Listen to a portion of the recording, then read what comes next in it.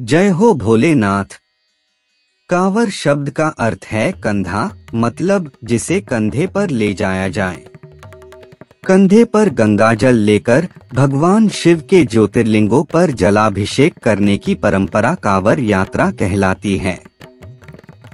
कांवर यात्रा का नाम आते ही सबसे पहले दिमाग में एक बात आती है, सावन का पवित्र महीना जो कि समर्पित है भगवान शिव को। भगवान शिव जिनके कई नाम हैं, जैसे देवों के देव महादेव, महाकाल, भोलेनाथ, भोले बाबा।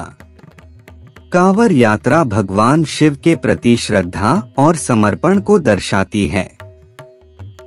कांवड़ यात्रा यह एक धार्मिक तीर्थ यात्रा है जो भारत के बहुत से हिस्सों में भगवान शिव के भक्तों द्वारा अवलोकित की जाती है। यह हिंदू तीर्थ यात्रा है जो श्रावण माह जुलाई से अगस्त के दौरान होती है।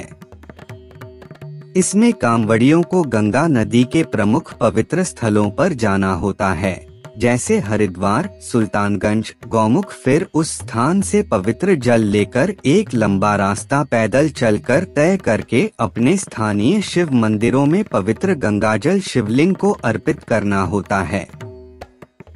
सबसे पहले यह जानते हैं कि कांवड़ यात्रा कहां से और कैसे शुरू हुई। हमारी पौराणिक कथाओं के अनुसार हमारे सबसे पहले कांवड़िया थे भगवान श्री राम, जिन्होंने बिहार के सुल्तानगंज में कांवड़ में गंगाजल भरकर वैद्यनाथ मंदिर में शिवलिंग का जलाभिषेक किया। पुरानी कथाओं में यह भी कहा जाता है कि समुद्र मंथन में निकले विष को जब भगवान शिव ने अपने कंठ में धारण किया था तो उस विष के असर को कम करने के लिए रावण ने कांवड़ में जल भरकर उत्तर प्रदेश के मेरठ शहर की सीमा से मिले हुए स्थान पूरा महादेव, जो कि बागपत जिले में आता है, उस पूरा महादेव मंदिर में शिवलिंग का जलाभिषेक किया। इसके बाद कांवड़ यात्रा लोगों में प्रचलित हुई। कितनी तरह तरह से शिव भक्तों द्वारा कांवड़ यात्रा लाई जाती है। पहली कांवड़ होती है सामान्य कांवड़। इसमें कांवड़ को कंधे पर रखकर लाते हैं। रास्ते में वह कहीं भी रुककर आराम कर सकते हैं, किंतु भक्तों को कुछ बात का ध्यान रखना पड़ता है, जैसे कांवड़ जमीन से नहीं छूने चाहिए। जब भक्तजन आराम करते हैं तो उस कांवड़ को किसी ऊंचे स्थान पर बांधकर या टांगकर आराम करना पड़ता है। दूसरी कांवड़ यात्रा है डाक कांवड़ यात्रा, जिसमें शिव भक्त गंगाजल को कांवड़ में भरकर बिना रुके लगातार दौड़ते हुए अपने निजी स्थान मंदिर पर आकर गंगाजल से शिवलिंग का जलाभिषेक करते हैं।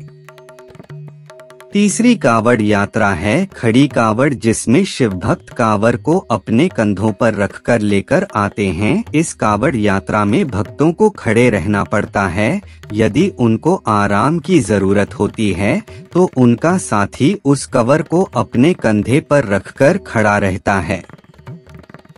चौथी कांवड़ यात्रा है दांडी कांवड़ यात्रा। इसमें शिव भक्त गंगाजल लेकर मंदिर तक की यात्रा दंड देते हुए पूरी करते हैं। यह है कांवड़ यात्रा बेहद मुश्किल यात्रा होती है। इसमें कई दिनों तक का समय लग जाता है। पांचवी कांवड़ यात्रा है जिसमें शिव भक्त अपनी मनोकामना के अनुसार कलश में जल भरकर, जैसे 21 किलो, 51 किलो, 31 किलो, इस प्रकार से कलश में जल भरकर यात्रा करते हैं और अपने निजी स्थान पर पहुंचकर शिवलिंग का जलाभिषेक करते हैं। कैसे बनती है कांवड़? कांवड़ बनाने में बांस, कपड़े, डमरू, फूलमाला, घुंघरू, मंदिर, बारीक तार, झालर और मजबूत धागे का प्रयोग किया जाता है। कांवड़ तैयार होने के बाद उसे फूलमाला, घंटी और घुंघरू से सजाया जाता है। इसके बाद गंगाजल को भरकर रखा जाता है। कुछ कांवड़ में मजबूत बांस में मजबूत रस्सी से कलश को बांधकर लटकाया जाता है, जिसमें गंगाजल भरा जाता है। धूप दीप जलाकर बम बम भोले के जयकारों और भजनों के साथ कांवड़ यात्रा शुरू करते हैं।